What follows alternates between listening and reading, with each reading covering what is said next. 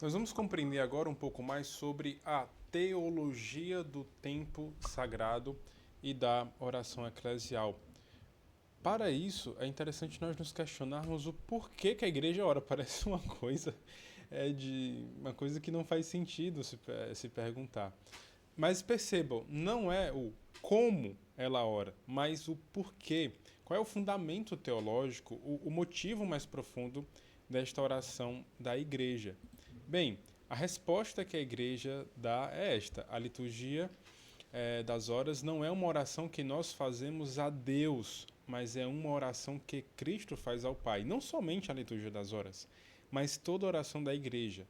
Nós, como vai dizer Jesus, eu sou o único, o caminho, a verdade e a vida, né? E o único intermediador entre Deus e os homens. Claro que a fé cristã católica, nós ainda temos neste caminho a Cristo, os santos como o seu exemplo, a Virgem Maria com a sua intercessão e também o seu exemplo máximo de vida. Mas toda a oração da igreja é uma oração que nós nos unimos ao Cristo e o Cristo que intercede por nós ao Pai. E nós participamos desta oração.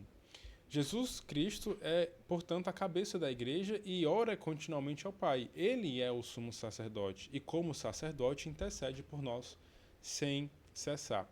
Portanto, quando a igreja reza o ofício, ela se une a essa oração eterna de Cristo. Não inventa uma nova oração.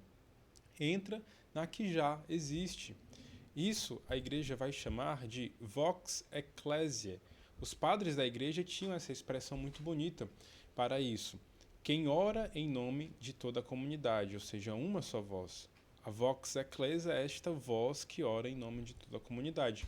Então, quando um monge, e agora você, quando você acorda às 4:30 da manhã, por exemplo, né, para rezar com o Frei Gilson, mas quando você se levantar no seu amanhecer para rezar a liturgia das horas, por mais que você esteja sozinho ali na sua contingência, ou seja, no seu limite corporal, mas ao participar, por ser batizado e ao participar desta comunhão com Cristo e com a igreja, você não está rezando sozinho.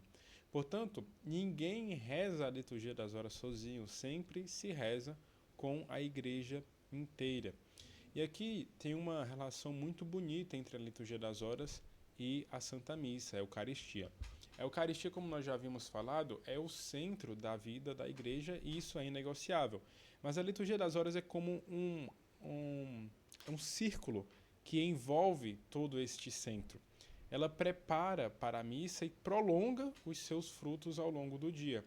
A própria instrução geral da liturgia das horas diz que o ofício divino estende ao curso do dia os louvores e a ação de graças da Eucaristia. Por isso, quando um padre celebra a missa de manhã e depois reza as laudes, ele não está fazendo duas coisas separadas, está vivendo uma única realidade litúrgica. Tanto que a liturgia das horas pode ser rezada dentro da liturgia da Santa Missa. Isso também é uma experiência que vale muito a pena, mas esta forma de rezar a liturgia das horas nós não iremos abordar neste curso introdutório. Existe ainda uma dimensão escatológica, tá? A palavra escatologia vem do grego eschatos, que significa último ou final, que fala das realidades últimas, por exemplo, a volta de Cristo, o fim dos tempos, a plenitude do reino de Deus. Quando a igreja reza a liturgia das horas, ela está rezando enquanto espera. É a oração da esposa que aguarda o Espírito, como vai nos dizer em Apocalipse, o Espírito e a esposa dizem, vem, vem, Senhor Jesus. Então, cada vez que rezamos o ofício, estamos dizendo a Deus, estamos aqui, estamos vigilantes, estamos esperando pelo Senhor. Isso dá uma profundidade enorme até as orações mais simples. Até um Glória ao Pai, por exemplo, rezado às 6 da manhã, carrega em si este peso da eternidade.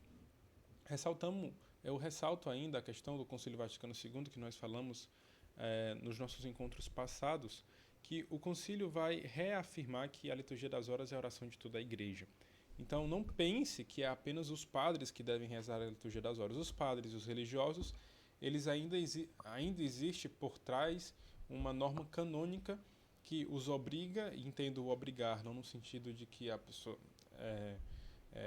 O obrigado não é que ele não teve escolha, ele escolheu estar obrigado por se tornar padre, né? Então, logo, isso traz consigo esta obrigação, é isso que quero que vocês entendam com o termo obrigado.